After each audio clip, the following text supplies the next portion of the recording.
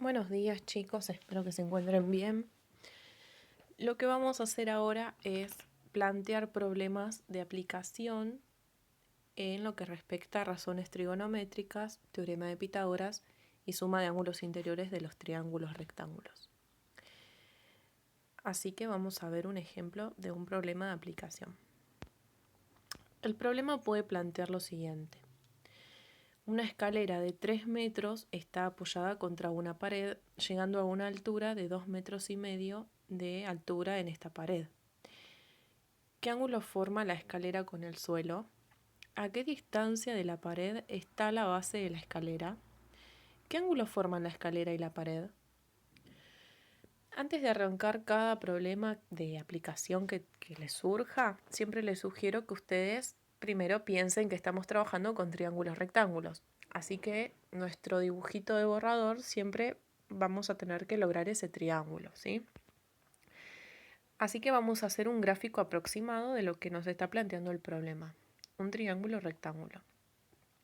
Ahora, de estos triángulos rectángulos, recuerden que siempre tenemos que ponerle nombre a cada uno de los lados, de los lados, no de los vértices, y en este caso identificar a qué representa cada uno de estos lados del triángulo en el problema que nos plantean. Por ejemplo, sabemos que la pared va a estar recta, así que nuestro cateto izquierdo puede ser tranquilamente la pared. Sabemos que la escalera está apoyada, o sea, inclinada contra esa pared. Y por descarte nos queda el suelo como el cateto restante. Una vez que ustedes hacen el dibujo o el esquemita del triángulo del problema, vamos a anotar los datos que ya conocemos. Por ejemplo, el problema nos dice que sabemos cuánto mide la escalera, ¿sí? Mide 3 metros. Y también sabemos que la escalera toca a la pared a 2,5 metros de altura. O sea, que el segmento AC va a medir 2,5 metros. Lo que nos pide buscar es el ángulo que forman la escalera con el suelo, ¿sí? O sea, el ángulo B. Después nos pide la distancia que está la base de la escalera de la pared, o sea, el segmento BC. Y después nos pide el ángulo que forman la escalera y la pared, que es el ángulo A. Podemos empezar obviamente por donde gustemos, particularmente yo siempre me anoto primero las fórmulas que puedo llegar a usar. Son el SOHCAHTOA, que son las razones trigonométricas. Recuerden que el SO representa el seno del ángulo es igual a opuesto sobre hipotenusa. K es coseno del ángulo igual a adyacente sobre hipotenusa. Y TOA es tangente del ángulo es opuesto sobre adyacente. Después tengo la suma de los ángulos interiores, que suman siempre 180, y el teorema de Pitágoras. Ahora, particularmente voy a empezar a buscar el ángulo B. ¿Cómo es que voy a buscar este ángulo?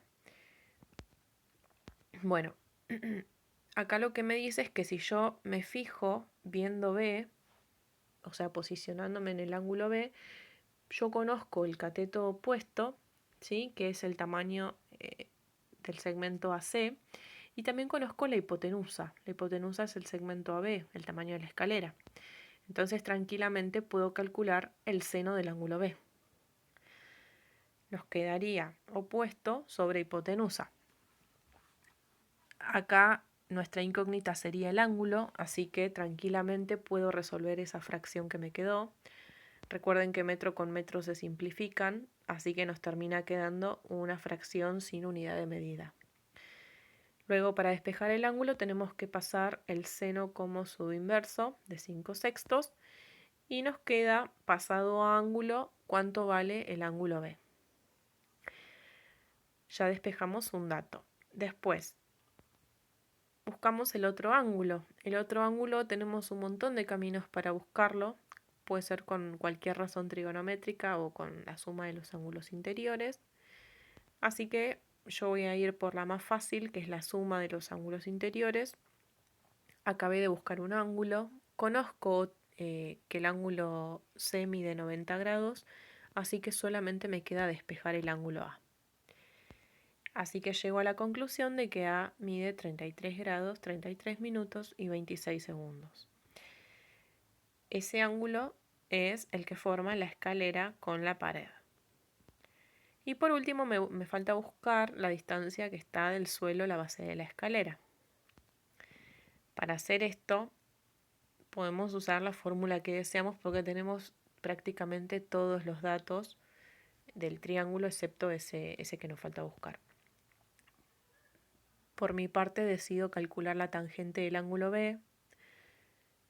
Pueden usar también Pitágoras, pueden usar el camino que ustedes quieran. La tangente de B es el opuesto sobre el adyacente, el opuesto es AC, el adyacente es BC. Relleno los datos que conozco. Recuerden que BC es mi incógnita y el resto de los datos los tengo. Calculo la tangente del ángulo, después paso el ángulo BC multiplicando, el lado BC multiplicando y el 1,51 dividiendo. Recuerden que no podemos pasar despejando el numerador de la fracción, siempre hay que pasar el denominador. Hacemos las cuentas, ¿sí? Y nos queda una unidad en metros dividido un número sin unidad, así que la respuesta final va a estar en metros. Esto quiere decir que la distancia entre la base de la escalera y la pared va a estar a 1,66 metros. De esta forma ustedes pueden plantear los problemas que les propongan y resolverlos tranquilamente trabajando con triángulos rectángulos. Espero que se haya entendido. Otra de las cosas que ustedes van a encontrarse son los ángulos de elevación y depresión.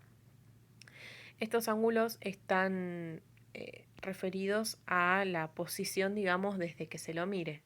Supónganse, si les dice que una persona está mirando alguna cosa en particular con un ángulo de elevación, siempre vamos a tener una recta paralela con lo que sería el tramo original de su visión, y el ángulo de elevación quiere decir que está mirando por encima de esa supuesta mirada normal que tenemos hacia el frente. Esto puede pasar, por ejemplo, que una persona esté mirando arriba de una casa, en un árbol, que esté mirando un avión, ¿sí? Siempre que miramos hacia arriba estamos mirando con un ángulo de elevación respecto de nuestra mirada recta que tenemos por lo general. Y como existe el ángulo de elevación, también existe el ángulo de depresión.